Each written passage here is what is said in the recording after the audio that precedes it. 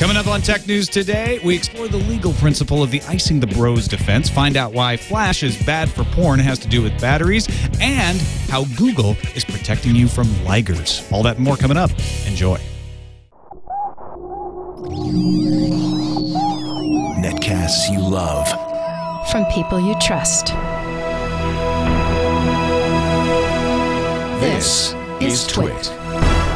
Bandwidth for Tech News Today is provided by Cachefly at CACHEFLY.com.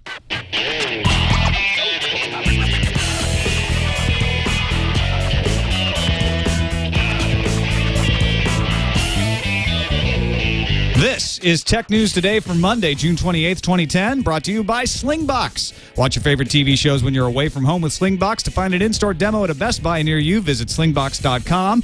And by Carbonite. Backing up the files on your PC or Mac is safe and easy with Carbonite. For a free trial plus 2 free months with purchase, go to carbonite.com, offer code TNT. Welcome to Tech News Today. I'm Tom Merritt. And I'm Sarah Lane. Behind the board is our fabulous producer, Erik Lanigan. How are you guys? Hey, Erik. We're doing good. The show deals with tech news from today. I don't know if people always... and maybe a tiny bit from yesterday. Maybe some from the weekend, especially on a Monday. Sure. And helping us out today is, I'm very excited because I'm a huge fan, Gina Trapani, founder of Lifehacker and host of This Week in Google. Welcome, Gina. Hey, Gina. Thanks so much for having me. Hey, great to be here. Very excited to have you along. I don't know if you know this, but when I worked at CNET, I probably ripped off at least a third of my how-tos from your articles on Lifehacker. Awesome. I love it. I always gave you credit, though. Excellent. I appreciate that. I'm thrilled to be here. You guys are like collectively my new crushes in tech podcasting, and Becky and Kiki, of course. But yeah, very, very happy to be here. I've listened to almost every episode so far. Yay. Excellent. Well, this is efficient. I feel better. Because you get to do the show and listen to it at the same time. It's perfect. Awesome. I know. It's great. Knock it all out at once. Productivity, man. First off the top, Amazon has added video and audio to their Kindle Apple apps. They've got an Android app that just came out too, so I'm wondering if it'll work on that as well. But there are at least 13 books that show the ability to, or that have the ability to play some video and embedded audio within the book. No, this is just the Kindle app. This is not the Kindle. Exactly. The Kindle is not magically playing audio and video. These are the cool iPad app that I secretly think is better than the Kindle itself. Not so secretly.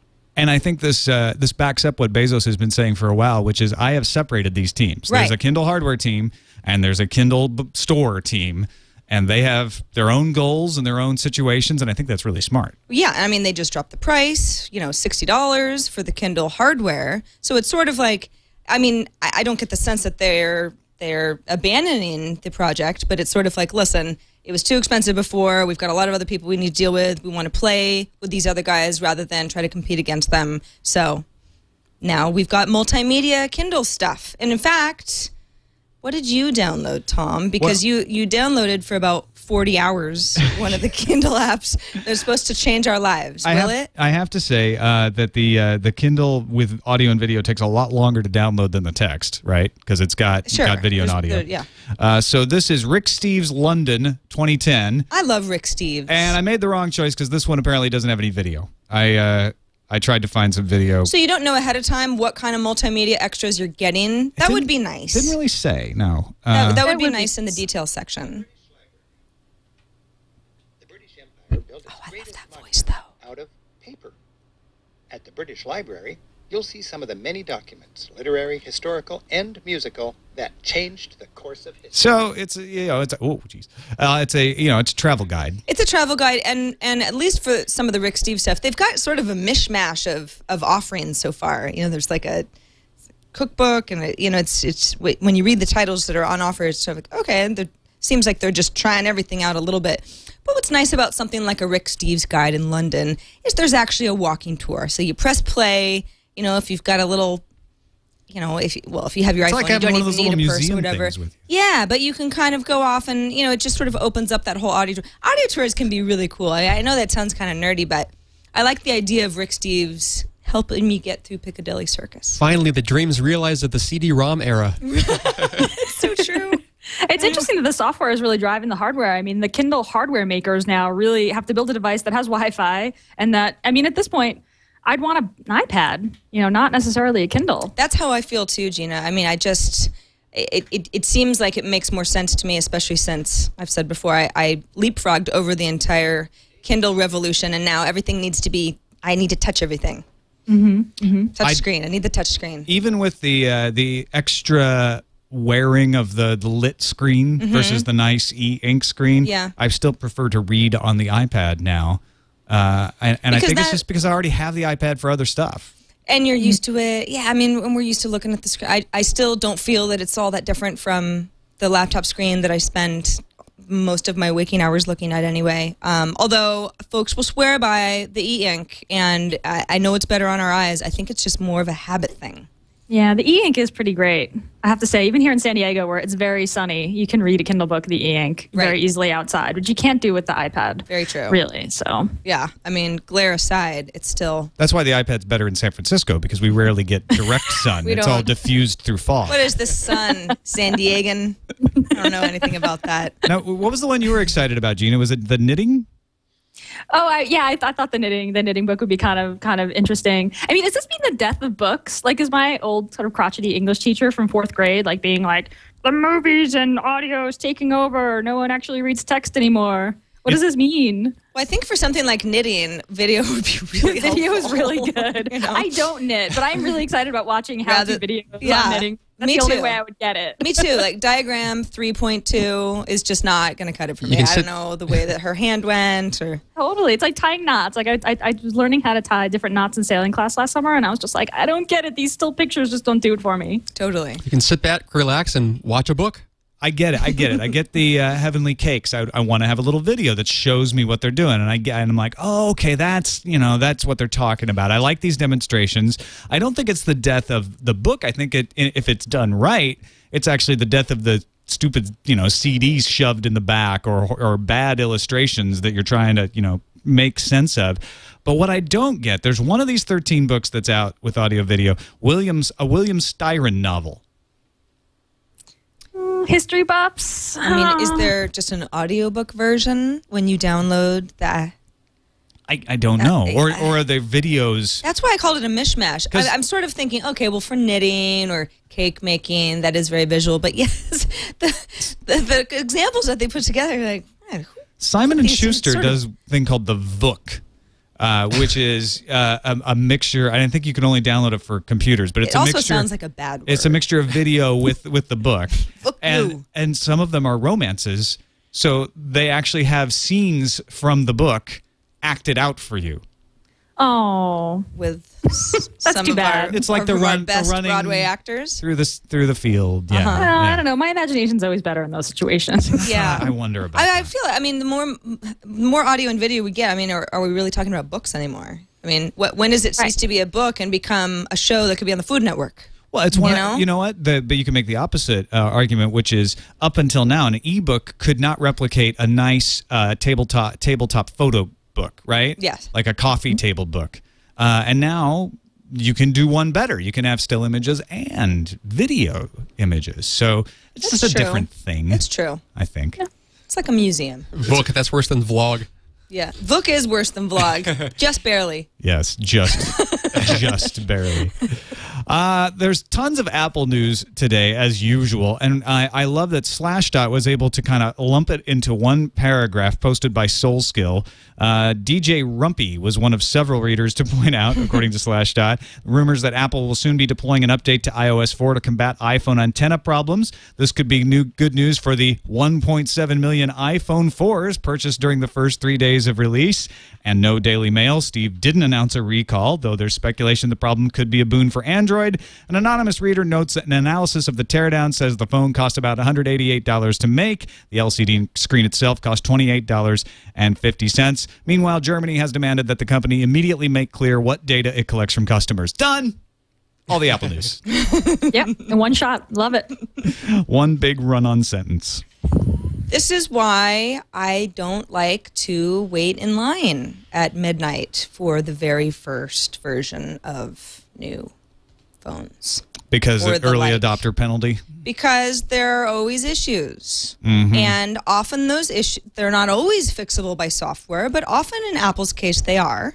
Well, there's a lot of different takes on this. Some antenna experts are saying, no, Steve is right. This happens to a lot of phones, but when you put the antenna on the outside, you're definitely going to have more of a chance of conductivity causing a problem. It can't be just a software problem. But then people have also said, I can make this happen on my 3GS with iOS 4. Right. So if there is an iOS 4 update coming, that could at least alleviate the problem. That'd be good, right? Yeah, I mean, if they can make this less of a problem, then I'm more interested in actually buying the phone. Now, Jeff bought the phone.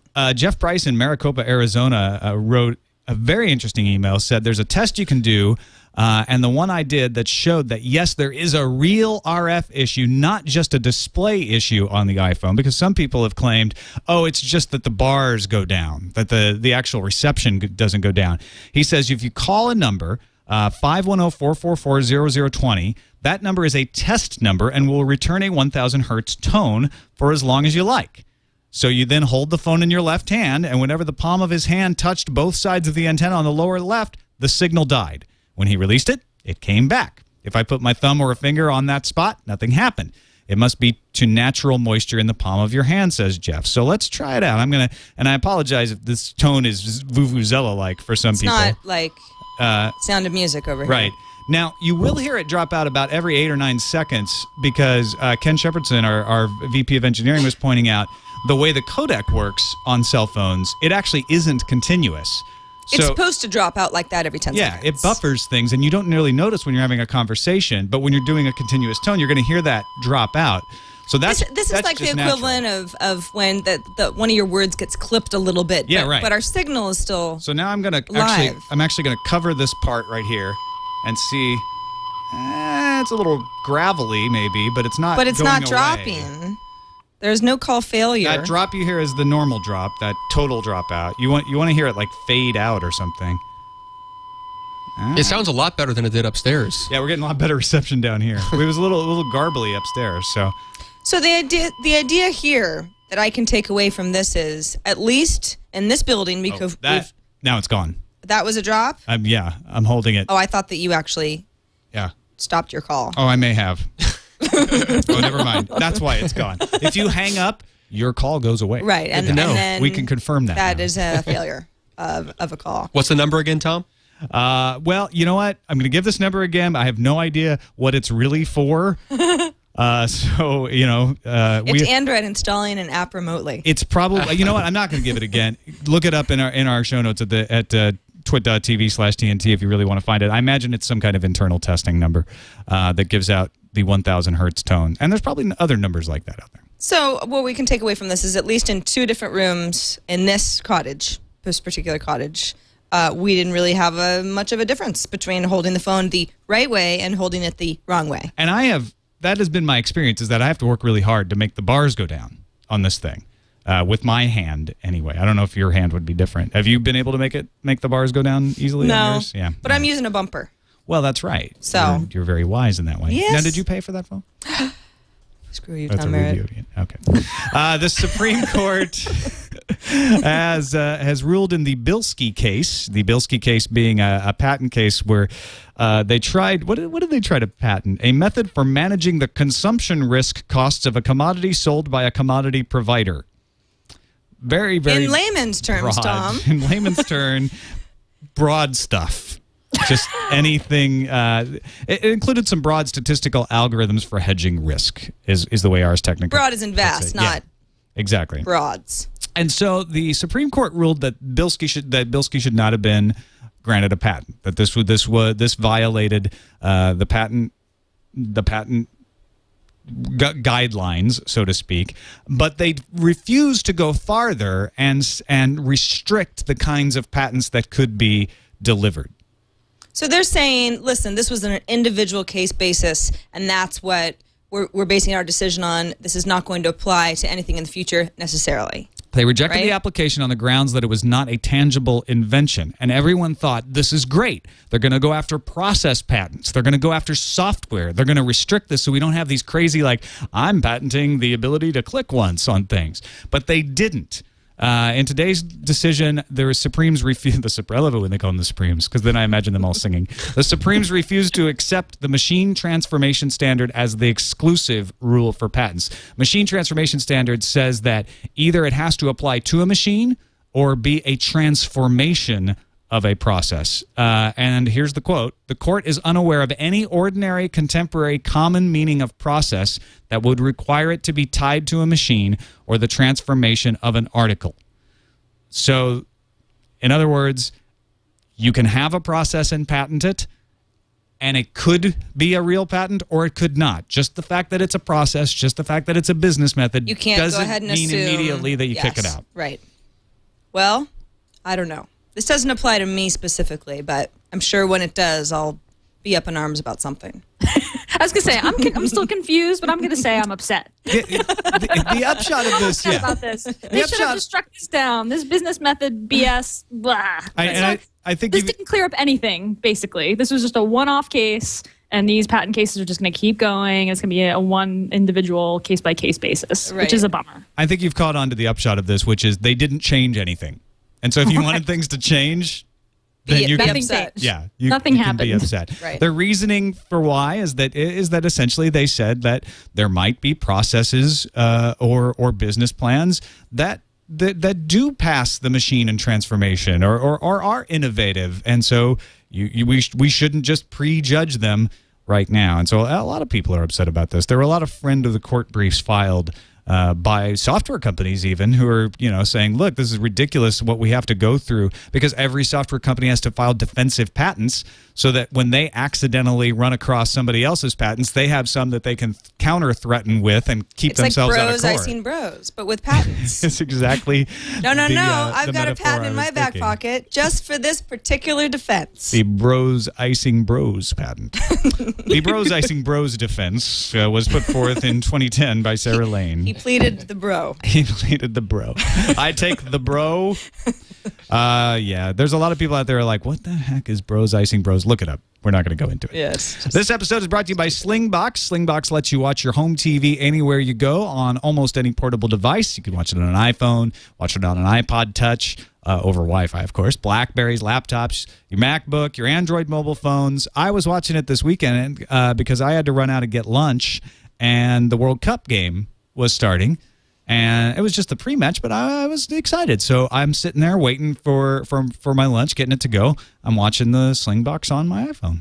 It's beautiful. I was able to watch. Don't miss anything. I hooked it up in the car so I could listen to the audio. I wasn't dangerously watching it. I had it faced away, and then I was able to pull it out, watch it all the way up till I got upstairs when I was there with my actual television. It's the beautiful device. It's taking your TV with you everywhere. So at the deli counter, in the car. If you like that idea, go to Best Buy, purchase a Slingbox, take it home, and all you do is you hook it up to your TV, you hook it up to your internet, you watch your TV wherever you want to watch it, even your shows from your DVR. Any TV that you get, you can watch over the Slingbox. News, movies, pay-per-view, if you pay for it, anything you could think of. But you don't have to pay extra for it. That's the nice thing. So find an in-store demo at a Best Buy near you or visit slingbox.com. Early Windows 8 features are starting to leak out thanks to a presentation that has made its way onto the web. And this is it's interesting because one of the cool features about it is that you might be able to sit down at the computer and it go, oh yeah, I know you. You're logged in. They're using some Kinect type user detection for your login. So forget this fingerprint swipe stuff. You just swipe your face across the camera. The individual fingerprint that only you have in a world of however many billion people, not good enough. I know. Now you're we're going to worried. scan your face. Carrie Fisher's going to sit down at your computer and log in, but I think you're different enough. It's not going to work. Does the Kinect? We were throwing this around earlier. Maybe somebody in the chat room knows. Does the Kinect have the ability to log you in this way already? Because it has the ability to recognize who you are in relation to other folks. But can you actually log into a system this way? I know it. Because I love how anything that's kind of this visual thing is like, ooh, it's so Kinect-esque. But is it really? As soon as you step in front of Kinect, it can tell if you're a guy or a girl, and if you've previously put in an avatar, it knows what that avatar is. So I assume that's the logging in process. All the people in the chat room are saying yes. Chat room saying that's how it works. it does do that. So that would be cool if they added that into the into Windows 8. They're also talking about increased startup performance. Gina, do you buy it? They've always said this every version of Windows. Still want to see a sub 10-second startup, and I don't know if I buy it, if I'm going to see it from Windows. I'm trying to get really excited about the idea of Windows 8 and what it could be. It's weird, though. I don't know. It feels I'm not that excited about operating systems in general that aren't like on a handheld device. I don't know. Does it seem... I don't know. They're starting to fade into the background, kind of. A little bit, yeah. It feels like it's getting to be more about the cloud and mobile, although I really like the idea of sitting down at my computer and having it recognize me. I like the idea of sped up start times. Is there talk of an app store in Windows 8? That kind of freaks me out a little bit, to be honest. That's one of the other things. I saw this on Slashdot, the idea that they would Microsoft would create a Windows 8 developers area of some sort that sounds pretty much like a Windows store for software, which when Intel was talking about doing this, like Intel's talking about having an app store that they would deliver with their netbooks, I was like, isn't that the internet? Don't we already have a huge app store for computers? Right. Yeah, exactly. That's kind of how I feel, but it's the hot new thing. It's the new hotness. App Store, one-click buy. Presumably it'll have, a checkout system all set up. You'll have those impulse buys become a lot easier, right? Instead of going to a website, having to enter in your credit card, all that kind of stuff. So I get that. I don't love the idea of there being one store that's kind of curated. I have kind of, the iPhone App Store kind of leaves a bad taste in my mouth. So I get a little itchy when we start talking about the App Store happening on other platforms. When just have the internet. Exactly. I mean, honestly, if you go to opensourcewindows.org, you won't have to put in any credit card numbers. Oh, that's true. And you'll get hundreds and hundreds of apps that you can download for sound recording, graphics, photo editing, FTP, IRC, archiving. There's opensourcemac.org too, same people. And that's just a curated list of something these folks think is the best free and open source software. There's plenty of others. Kind of stuff. Yeah. Just go to SourceForge and start poking around. I just don't see app stores working on computers. Well, that's one way to put things together. I mean, I think that, like Gina said, for the mobile market, I mean, so much of this is set up really conveniently, and an operating system that you kind of can't take with you and you go, well, I have all these devices now that just don't really play into this whole thing. I guess I'm excited, but in a limited way. But no, I don't think everything has to be a freaking app all the time. Yeah. And there has to be just a bunch of it's like it's short-sighted. It's Windows 8. They're just beginning to prep things for developers. So it's pie in the sky. You're also going to hear about USB 3.0, Bluetooth 3.0, more hard drive encryption, gestural menu navigation for Media Player and Internet Explorer. So hard to know what to believe. Even if this presentation is real, they can say almost anything in here, because we've seen it before with Longhorn and, was it Vienna or Venice? I can't remember now which one was Windows 7. But I have no idea. I have no idea. I think they did a good thing here with the code name being Windows 8, and then they can change the name to Windows 8. And then I don't have to remember. Yeah. Agreed. Microsoft doesn't have a great naming scheme thing going on. So I like Windows 8. Clear and straightforward. Although desktop operating systems do seem a little passé right now. Yeah, they are. They're just kind of sinking. We've been talking about this for 20 years. They're just going to sink into the background. You're not going to think about the operating system anymore. And it's actually starting to see the hints of that come true.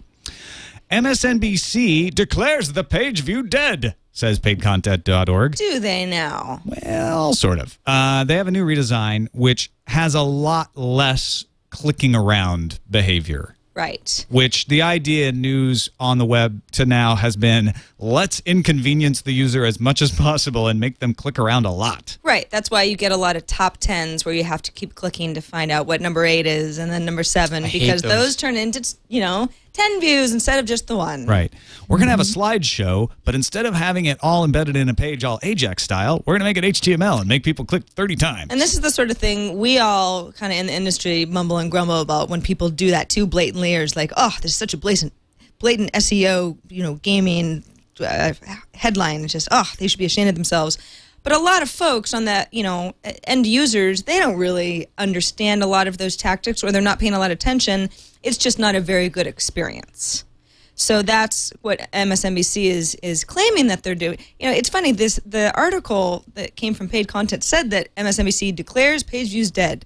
Well, I don't really see where they declared that. They don't quote MSNBC as saying that. No. All they say is that Because MSNBC... that's sort of a different thing. They say MSNBC hopes to sell large, customizable ads to marketers as it tries to build a larger audience. So you look at the new website of MSNBC and, well, I don't know, guys. Is it just me or does it not look that revolutionary? I kind of, when my first reaction was, ooh, sort of a wired iPad app type of a thing. Which would be cool, trying to make a web page look more like one of these beautiful magazine style. It looks like kind of a mess. There are ads. I clicked on a video link. It pop up with a big ad. I'm not saying that they're. I don't applaud them for trying something new. I'm just.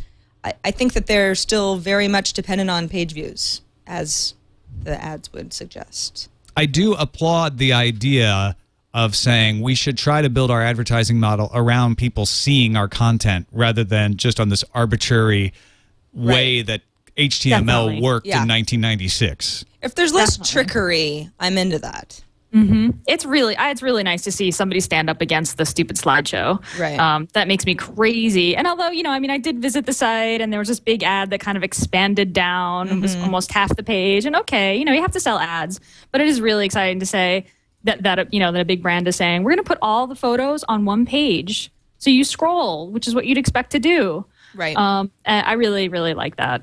I especially hate those slideshows that auto advance, like in your background tab. So it's especially faking views. So that's I'm excited about it being less about views and more about giving users a good experience. Yeah. Which this seems to be a better experience. Let the user enjoy your site, and hopefully you will make more money off of them because they'll come back more often. Yes, exactly. That I don't know. That's crazy talk, but for instance, if you're listening to Tech News Today on a podcast right now, you are certainly free to fast forward through this ad or put me on double speed or something. I hope you won't, though, because it's very important to back up your data. And Carbonite is a way to do that. They're the leader in online backup. Unexpected and expected computer disasters can be prevented. Usually you don't expect a disaster, but just in case you did, disasters you should know. happen. This helps you keep your data safe, redundant backup, do it local, do it online, do both. And Carbonite is a great choice for doing it online. They help you protect all your valuable files, videos, music, Word, Excel docs, anything you've got on your data. And they do it in the background, so you don't have to think about it. All you do is install Carbonite, and it automatically backs up your files. You can get your files back with just a few clicks, and it gives you a few added benefits along the way. If you want to access files that have been backed up, you can do it from the web. You can do it from your BlackBerry. You can do it from your iPhone. They have free apps for that. Unlimited backup of your PC or Mac. Unlimited backup. Think about that if you've got a 500 gigabyte hard drive. $55 a year. That's 15 cents a day, and you can try it out for free. Go to Carbonite.com. Enter the offer code TNT, and if you decide to buy the service, you'll get 2 months free with that offer code TNT. And be sure to sign up for the free trial from the homepage if you want to get that 2 months for free. And no, you don't need a credit card. I know what you're thinking. No, I'm going to put in my credit. No, you don't. 2 months free. Use the code TNT. And we have to apologize. This is not the fault of the good people at Carbonite. I think we made this in-house a few years ago, but this lower third is just out of control. It is, people in the chat room are pointing out it's a lower half. So you can, if you're watching the video, you see it's slumping too. It's covering up half of Tom's face, so we'll work on that. Yeah. All right.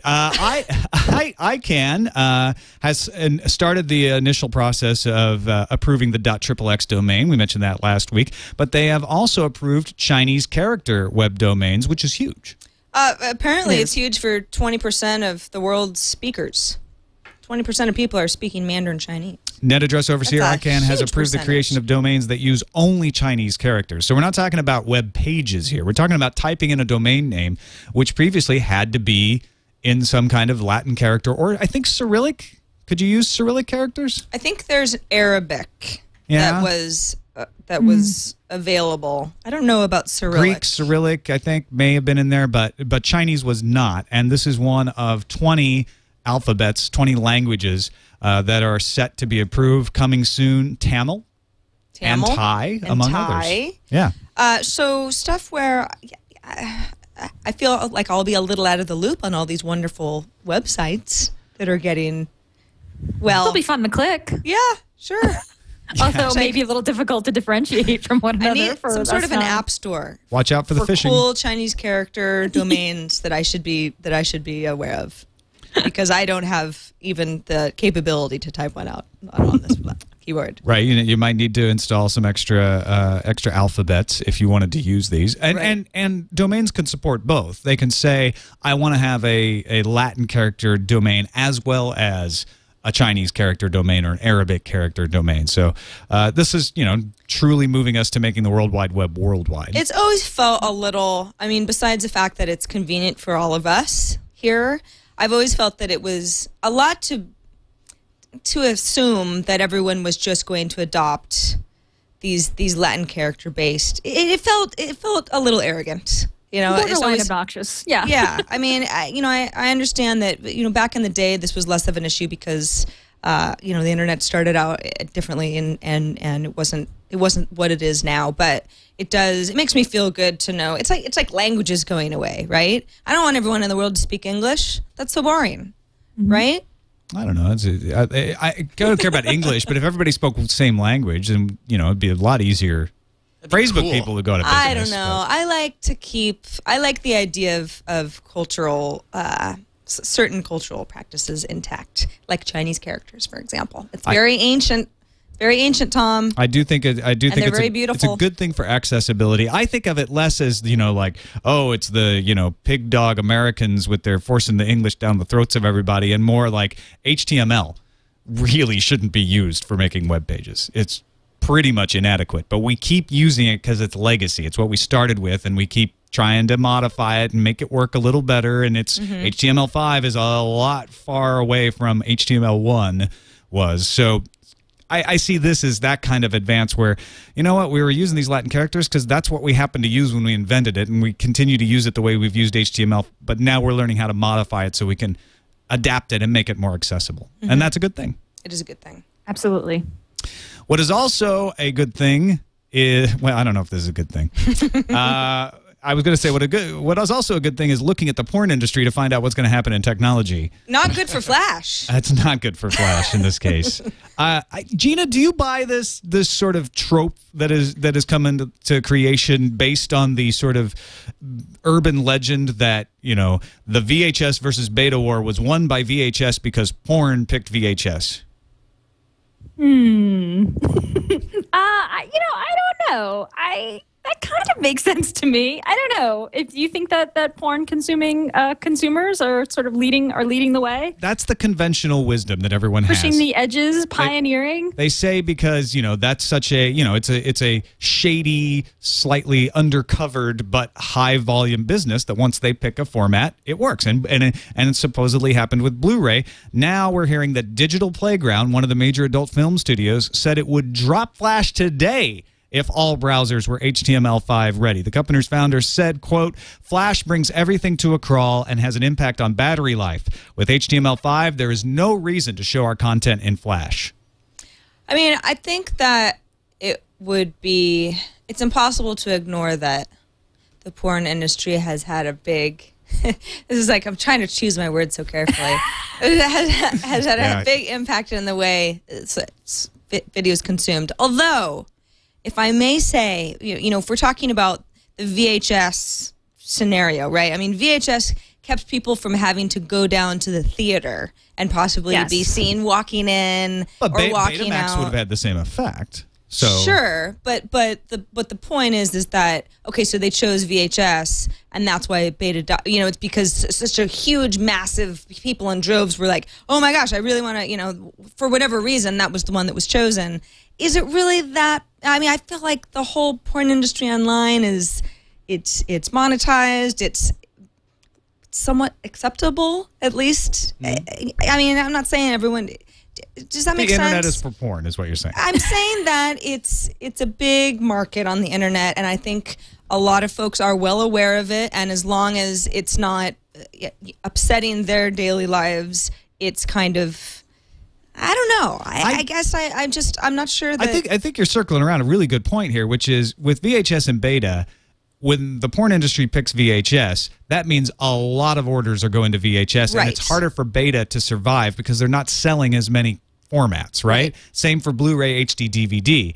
This is not the same thing. It's not like Adobe makes more money off of more sites using Flash. Right. Necessarily. Yeah. So if the porn industry dropped Flash, but the rest of the industry didn't, there wouldn't be that pressure to get rid of Flash? Yeah, maybe? that's kind of how I feel. Maybe it's more of a bellwether, not the deciding factor, but indicative of where the market seems to be headed. Yeah, that's a good point. Yeah. And listen, no one wants their battery to die in the middle of consuming porn. Let's all agree to that. Or any. at least. Absolutely. So, if HTML5 Laptop battery is going to help in that cause, I'm right there. I'm uninstalling Flash instantly. And we move on quickly. That's all I'm going to say. Brazilian banker's crypto has baffled the FBI. Brazilian police seized 5 hard drives when they raided the Rio apartment of banker Daniel Dantas as part of Operation Satyagraha. No, I'm not saying that right, am I? Satyagraha. In July 2008, but subsequent efforts to decrypt files held on to the hardware using a variety of dictionary-based attacks failed, even after the South Americans called in the assistance of the FBI. So, what encryption was he using? TrueCrypt, with a 256-bit AES standard encryption. They didn't tell us which one. So the only thing that they could use to break this was to go after the passphrase. So they tried a brute force attack, and the guy apparently didn't use a he followed basic security, didn't use a dictionary word in his passphrase, and they haven't been able to break in. And in Brazil, he's not required to give them a passphrase. Right. There's the way in different other law. countries, yeah, right. he I think in would've- the U.S. you're required to give the passphrase. In the UK as well, where you go to the slammer, buddy. What I thought was, I mean, somewhat mind-boggling about the story is, okay, cryptography in use, need to get in. Brazilian government can't do it. Calling the FBI. FBI works on this for a year. A year. A year. You know, How the FBI big is is the supposed to, like, dictionary? you know everything and do everything. They can't crack this passcode. Like, what are they working on it around the clock? Is it a team of 12 for a year, or is it one guy who spends an hour a day? I want to know. Is it really that hard? Is it impossible? Has he made it impossible? I think It's uncrackable. honestly, if they want to crack into this, put it up as a honeypot. Somebody will figure it out. Right. You know. Doesn't this make you want to start using TrueCrypt, though, in earnest? I'm like, yay, TrueCrypt. Right. Sweet. It'll make me feel very safe. Exactly. It's a great advertisement for encryption and proper password selection. It's true. You know? It's working. It actually works. It actually does work. And you know what? TrueCrypt has the cool thing. It's even if you are in the UK and the US, you can do the hidden operating system. So that when they compel you to give a passphrase, you give them a passphrase that takes them into an empty operating system that's hidden inside the encrypted volume. So they That's can, awesome. Yeah, I know. It's pretty great. I tried it once. It's like and a it secret works really well. library. It's like it's an operating system within an operating system. Yeah, secret Wrapped door. Revolving in an door. enigma. Exactly. Here you are. Now what are you going to Bookcase do? door. So if you're thinking of committing some crimes, no. Don't commit do the that. crimes, but TrueCrypt might be the... On to the calendar. What do we got on the calendar today, Sarah? Well, Tom, I'm glad you asked because it just so happens to be someone's birthday today. Yes, that's true. Yeah, we've got a birthday. A very popular internet personality, in fact. Indeed. Yeah. Felicia Day. Happy birthday, old girl. Oh, right. Yes. Happy birthday, Felicia. Oh, you don't like Felicia? Felicia. No, I love Felicia. Felicia's great. Wait a second. Yeah. Wait It's second. actually Henry VIII's birthday today, too. Henry VIII. Yeah. And You're looking at me funny. Mel Brooks Also has a birthday. I know what you're thinking of. It's the day Archduke Franz Ferdinand was assassinated, thus leading to the beginning of World War I. Well, there is one more. That was One more really important birthday, and that's I don't think there is. Tom Merritt's birthday. All right, It's Tom's bye. birthday, everybody. Give him a warm happy birthday. Cake in the Thank you, face. thank you. Woo! You know, I normally take this day off.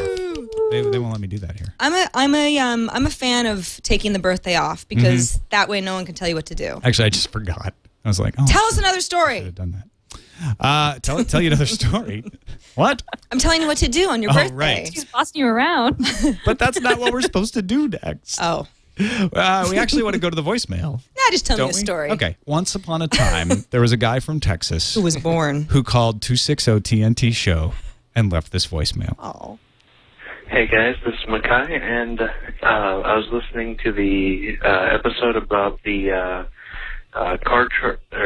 There's an email about a car charger where most people don't drive over 100 miles in a day.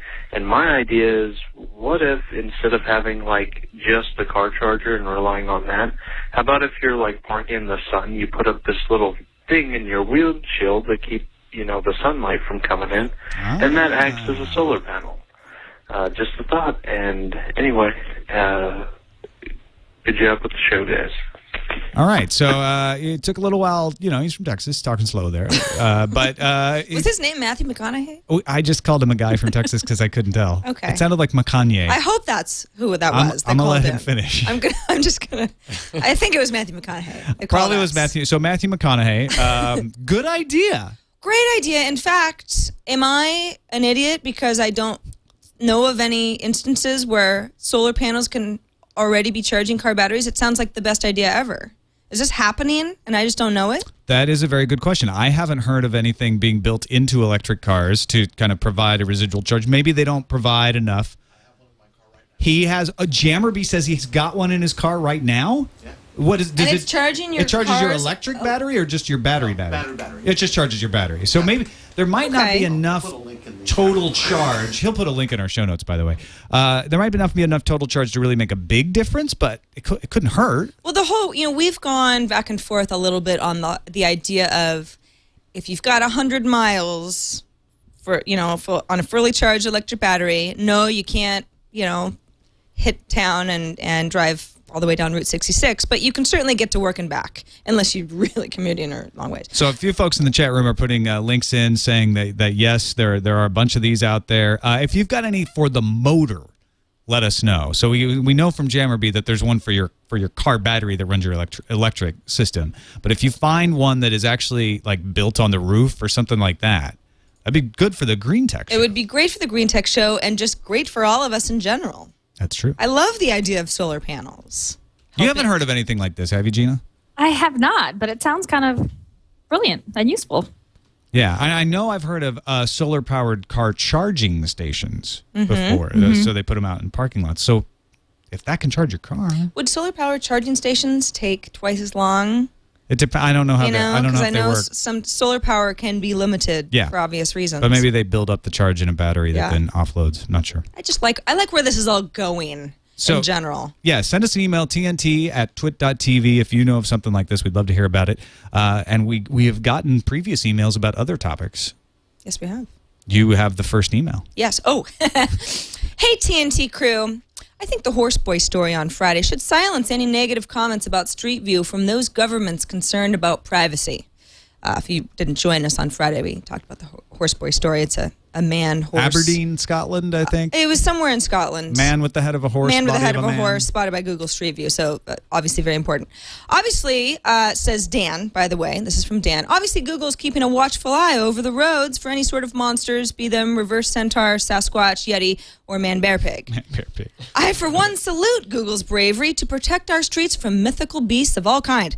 And if government officials don't believe that Google should be out on this noble endeavor, then they shouldn't complain when a chimera breaks into their home. Love the show from Dan, and he calls himself the concerned cryptozoophobe from Wisconsin. Fearing the false animal, the mythical creature. As we all should. Yes. They will spot Bigfoot on Google Maps, Google Street View. If anybody can How has find that not happened yet? I know. How has it not happened? Because they haven't gone into we need Google Forest View. Yeah, Forest View, it's true.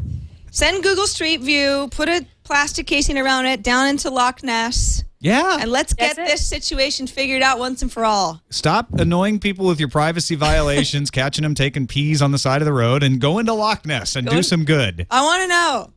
I want to know. Matt, the Linux junkie from Raleigh, North Carolina, says, hey, Tom, Becky, and everyone else, just wanted to point out something to y'all from what you were saying about the lack of developers for the MeeGo platform of phones. MeeGo is a Debian Linux-based distribution. That means that anyone that writes programs for Ubuntu, Linux Mint, or any other Debian-based platform could easily write programs for MeeGo. With Ubuntu announcing a tablet-based OS of their own, I do not see how there can be a lack of programmers for MeeGo. We had a few other people wrote in and pointed out that MeeGo is just Moblin and Mimo, which already had a developer communities around them, so those work in there. Anybody who's been developing for the Qt framework, which is used for KDE, that framework works for MeeGo. So there's a lot of open source developers that could feed into this. So it's not like this kind of thing where you go, well, there would just be one more developing platform that app developers would have to get on board. A lot of these folks already know how to do this, or at least have the tools that they need. Yeah, or it could easily port some of their work over thanks to the compatibility here. So there you go. Awesome. MeeGo FTW. Gina Trapani, thank you so much for joining us on TNT. Thanks so much for having me. It was a lot of fun. We It was will fun. definitely have you back as much as you can tolerate it. Absolutely. What are you doing tomorrow? I'm always here. If not here, I'm listening. All right, excellent. Let people know where else they can find you on the internet. You can find me at smarterware.org or just my name, ginatrapani.org. You can find me. I do lots of stuff. Google me. You'll find me. She's a busy woman. Yeah, definitely. And you can find anything about Tech News Today at our website, twit.tv/TNT. You can email us, tnt@twit.tv, or give us a call. Dial us up, 260-TNT-SHOW, 260-TNT-SHOW. We'll see you tomorrow.